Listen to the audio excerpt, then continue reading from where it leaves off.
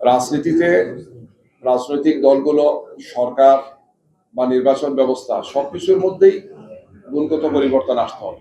একটির সাথে আরেকটি ওতপ্রোতভাবে জড়িত। ফেসিবাদ আমাদেরকে যে শিক্ষা দিয়েছে, শেখ হাসিনা যখন ক্ষমতায় ছিলেন, যে এইভাবে কুক্ষিগত করে সরকারের প্রতিষ্ঠানগুলোকে বা রাজনৈতিক প্রতিষ্ঠানগুলোকে, রাষ্ট্রীয় প্রতিষ্ঠানগুলোকে কুক্ষিগত করে, অর্থাৎ একটা সার্টেন টাইম ক্ষমতায় থাকা যায়, কিন্তু দিন শেষে তাকে পালাতে হয়। তো এটা সব স্বৈরাচারের জন্য এটা একটা শিক্ষা যে আমাদেরকে জনগণের কল্যাণে ভূমিকা রাখতে হবে। দেশকে, সরকারকে, রাষ্ট্রকে, জনগণকে আমাদেরকে অগ্রাধিকার দিতে হবে। ব্যক্তির চেয়ে দল এবং দলের চেয়ে সরকার, দলের চেয়ে রাষ্ট্র বা জনগণই অগ্রাধিকার পাবে।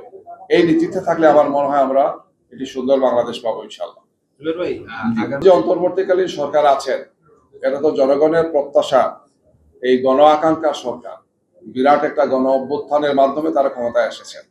তাদের দায়িত্বটা আসলে যে কোনো সরকারের চেয়ে কম নয়, বরং কোনো কোনো ক্ষেত্রে অনেক অনেক বেশি।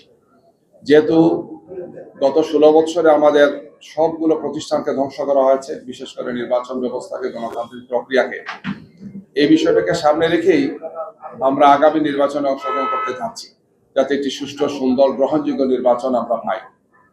আমরা এই সমস্ত বিষয়ে অন্তর্বর্তীকালীন সরকারকে পরামর্শ দিয়েছি, নির্বাচন কমিশনকে আমরা পরামর্শ দিয়েছি, তাদের সাথে আমাদের একাধিক বৈঠক হয়েছে।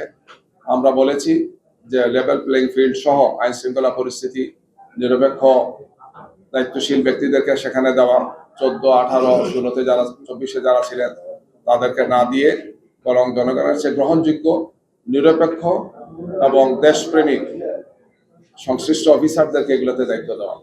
এতে তারা কমেন্ট দিয়েছেন যে তারা সেই কাজগুলো করবেন। আমরা সাংবাদিকদের মাধ্যমে, আপনাদের মাধ্যমে আমরা এটা পর্যবেক্ষণ করব যে এই ধরনের কোনো পাতানো নির্বাচন 14, 18 বা 24-এর মতো যদি কেউ করতে চান, তাহলে দেশবাসী অবশ্যই জনগণকে সাথে নিয়ে আমরা সেটা প্রতিরোধ করবো ইনশাআল্লাহ।